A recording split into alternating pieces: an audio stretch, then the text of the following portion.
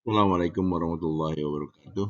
Alhamdulillah kita lanjutkan bahasan materi kuliah makroekonomika setelah kita libur akhir tahun dan disambung dengan libur awal tahun.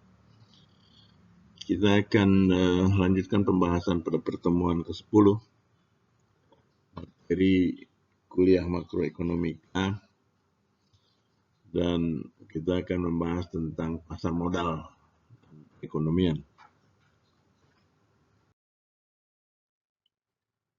Kalau kita melihat pada komponen-komponen dalam makroekonomika, maka kita lihat ada perusahaan, ada rumah tangga, kemudian ada pemerintah, dan ada luar negeri. Ada satu hal yang penting di dalam gambar ini mengatakan bahwa pengeluaran seseorang, pengeluaran satu pihak, yang akan merupakan pendapatan bagi orang lain, di mana setiap transaksi selalu mempunyai dua sisi. Jadi misalnya pengeluaran perusahaan untuk membayar gaji, upah kepada rumah tangga itu merupakan pendapatan rumah tangga. Pengeluaran rumah tangga untuk membeli barang dan jasa itu akan merupakan pendapatan bagi perusahaan. Sumber-sumber pendapatan yang bisa kita lihat antara lain selain bekerja, ya, sebagai bekerja untuk orang lain, ada juga kita bisa bekerja untuk diri kita sendiri sebagai pemilik pekerjaan. Jadi kuadran cash flow, kuadran pendapatan ini ada bekerja untuk orang lain dan kita pemilik pekerjaan. Kemudian Anda memiliki bisnis dengan sistem di mana orang bekerja untuk Anda. Bahkan kita bisa menggunakan juga ada people money, ya, uang orang lain. Kemudian yang di bawah ini investasi, di mana uang bekerja untuk Anda. Di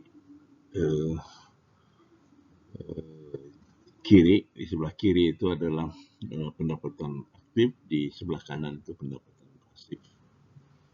pasif income.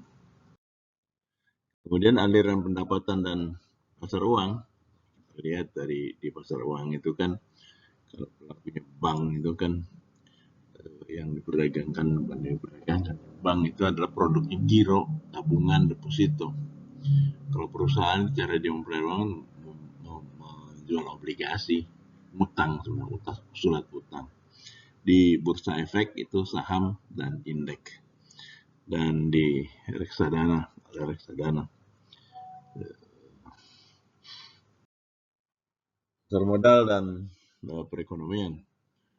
Booming pada stock market, pada pasar modal di pertengahan tahun 90-an telah berdampak luar biasa terhadap perekonomian. Yang jadi pertanyaan itu, seberapa banyak pertumbuhan ekonomi karena booming stock market, pasar saham? Apakah perekonomian telah memasuki era baru?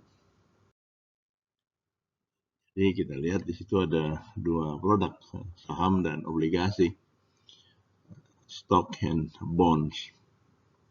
Untuk melakukan pembelian dalam jumlah besar, satu perusahaan dapat meminjam dana dari bank, tetapi juga perusahaan bisa menerbitkan surat utang atau obligasi. Bond atau surat utang adalah sebuah dokumen yang secara formal menjanjikan untuk membayar kembali suatu pinjaman dan pada periode waktu tertentu. Bond mempunyai beberapa karakter. Pertama adalah nilai muka face value atau jumlah yang pembeli setuju untuk meminjamkan kepada penerbit bond atau bond issuer. Jatuh tempo, maturity date atau tanggal ketika dana dibayar kembali kepada pembeli meski pembeli dapat menjualnya sebelum jatuh tempo. Bond memiliki karakter yang lain, misalnya peak payment, dikenal sebagai kupon, dihitung menggunakan prevailing interest rate pada waktu diterbitkan. Pemegang bond mempunyai jumlah yang tetap apapun yang terjadi dengan suku bunga, harga saham, dan sebagainya. nilai bond akan berkurang ketika suku bunga naik. Misalnya 15 tahun nilainya 10.000 dengan coupon rate 10%, maka akan menerima pembayaran tahunan sebesar 1.000 kan, 10%. Kemudian untuk memperoleh payment yang sama 1.000 setiap tahun, maka kalau suku bunganya 20%, Anda cukup 5.000 aja. Tergantung, makanya tergantung suku bunga. Kalau suku bunga 10% dengan penerimaan per tahun 1.000, maka Anda perlu face value-nya perlu 10.000. Tapi kalau bunganya 20%, hanya 5.000. Kedua, saham. Saham adalah sertifikat yang menyatakan kepemilikan dalam porsi tertentu di suatu perusahaan. Ketika suatu perusahaan menerbitkan saham baru, itu tidak ditambahkan dalam bentuk hutang. Ini merupakan kepemilikan baru yang menyuntikkan dana. Pemegang saham atau stockholders mempunyai hak untuk menentukan manajemen perusahaan dan menerima keuntungan perusahaan. Biasanya pemegang saham terbesar itu bisa menentukan siapa komisarisnya, kemudian siapa direkturnya, yang menentukan di dalam rapat umum pemegang saham.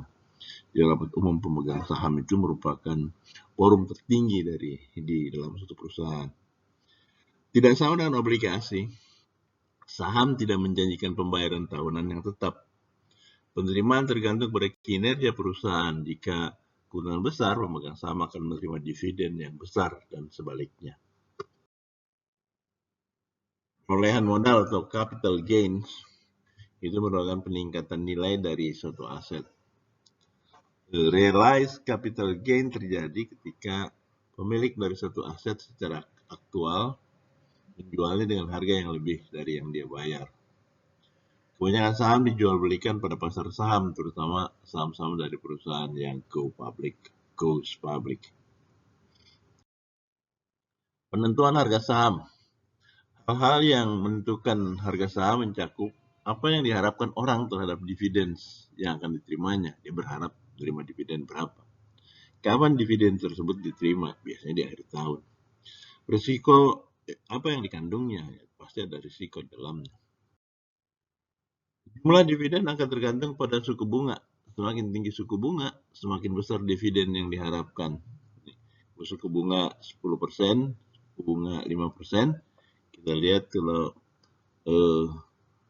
pay 1 year from now, jadi kita menerima 110 dari sekarang, maka jumlah sekarangnya kalau 10% ya 100. Kalau 5% kan 104,76. Jadi semakin tinggi suku bunga akan semakin besar dividen yang diharapkan. Semakin kecil, maka semakin besar uang yang harus di-invest. Dengan demikian, harga saham akan sama dengan nilai discounted value of expected future dividend, di mana faktor diskonto sangat ditentukan oleh suku bunga dan risiko. Pengumuman tentang higher expected future dividends or perceived lower risk akan meningkatkan harga saham perusahaan.